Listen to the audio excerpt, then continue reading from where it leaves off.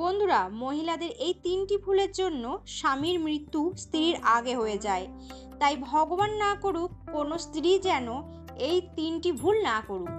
বন্ধুরা, গরুড় পুরাণ অনুসারে যে স্ত্রী এই তিনটি ভুল করে থাকে ও তার স্বামী অকাল মৃত্যু হতে পারে, আর এর ফলে তাকে যুবতী অবস্থায় স্বামীকে ছেড়ে থাকতে হয়।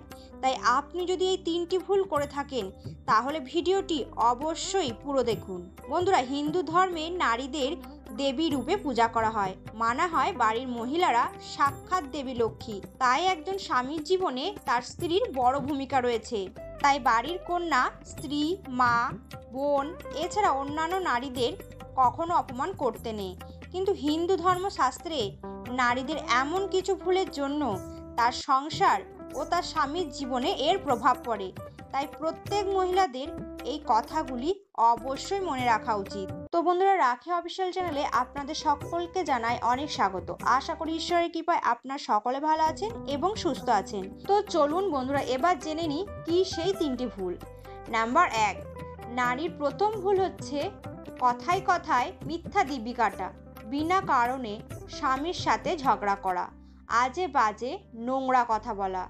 এটাকে গরুড় পুরাণ অনুসারে ঘোর পাপ বলা হয়। আর এমন সবসময় করায় সে সর্বদা চিন্তায় থাকে আর অন্য মনস্কের জন্য তার দুর্ঘটনায় মৃত্যু হতে পারে। তাই বাড়ির বাইরে যাওয়ার সময় তার সাথে ভালো ব্যবহার করা উচিত, যাতে তার দিনটি ভালো যায়।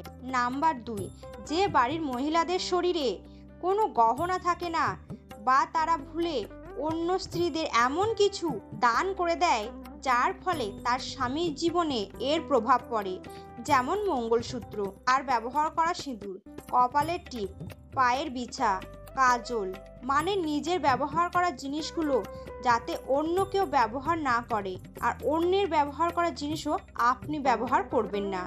বাস্তু মতে এতে অন্যের জীবনের দোষ আপনার জীবনে চলে আসে। নাম্বার 3, অনেক মানুষের বিয়ে হয়ে যাওয়ার পর বিয়ের বস্ত্র দান করে দেয়, কিন্তু শাস্ত্র অনুসারে এমন করা ঠিক না।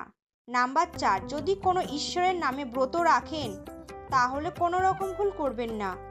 অনেক সময় অনেক মহিলা লুকিয়ে ব্রতের সময় খাবার খেয়ে নেয়, আর এতে তার স্বামী পুত্র সংসারে এর প্রভাব পড়ে। তো বন্ধুরা, আজকের ভিডিওটিতে এতটুকুই। দেখা হবে অন্য আর এক ভিডিওতে।